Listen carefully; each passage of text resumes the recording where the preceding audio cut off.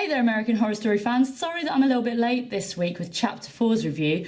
I'm not even meant to be in this country, but Hurricane Matthew has sent me home from my Florida experience, my Florida adventure. So here I am, a little bit jet lagged, ready to talk to you about Chapter 4, which I enjoyed more than some of the reviews I've seen. I thought it was really good.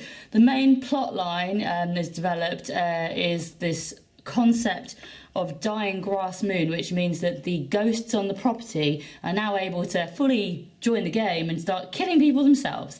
And they're very visible everywhere. So Dennis O'Hara character comes back to give them some backstory. He's then immediately killed off. And then Cricket comes back to give them some backstory. He brutally dies, and I like to put that as he found the lost colony, but he lost his colon in the process. I'm really proud of that joke. So please tell me how impressed you are with my amazing sense of humour. Also, you get some really good backstory for Lady Gaga's character, who's building up quite nicely. She just wants some sexy times. That's all she wants.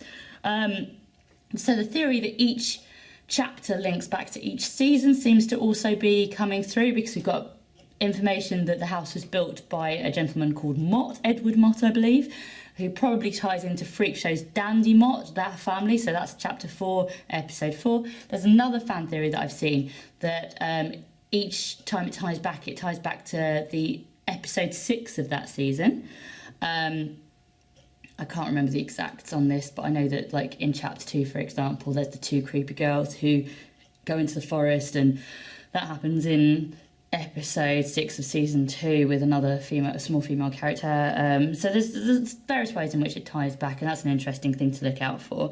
If anyone else notes anything else, let me know in the comments about how this ties back to Season 4, because it seems like there's just that one link to me. There might be some other bits that I haven't quite noticed. So the plot, it's interesting because when this season started, I felt that it was one of those more simpler seasons. There was this one linear plot line and it seemed quite basic, whereas now everything is just going on all the time. They're just running away from things and screaming the whole time. Pigman's there 1 second, then they're out in the woods, then a lot of deaths. Too many people, well, everyone's dying, and it's all just gone nuts, and it's all crissy-crossing and it's hard to follow. Whereas initially it was kind of picking up some quite simple breadcrumbs, and now it's like scattering the breadcrumbs everywhere for you to kind of fight through. That's a really strange explanation of it, but anyway, at this point you're kind of thinking they probably should just leave the damn house. You know, why they're staying in this house? They should leave the house. And then there's this kind of half-hearted, Flora's here, you know, we can't leave Flora. But they could come back in the daytime. They could come back with reinforcements. They don't have to stay there. They don't have to take showers there.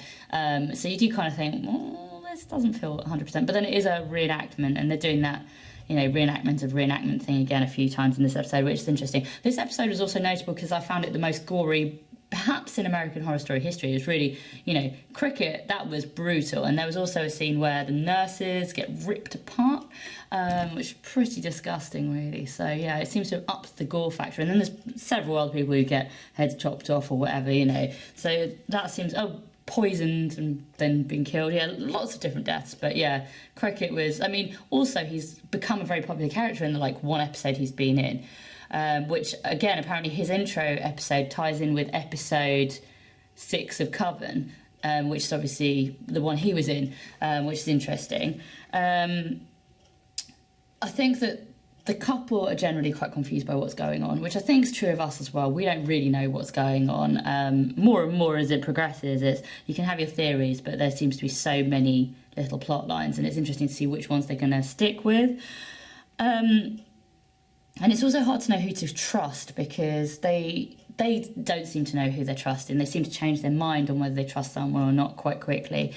So Lee's in prison, and it seems to be a thing as well that characters come in and out.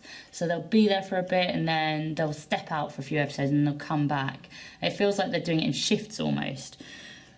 One character that we still haven't seen any of is notably Evan Peters, and there's still no theme music. I mean, I've heard that Evan Peters is busy rescuing a cat from a tree or something. I'm sure he's doing something very worthwhile with his time.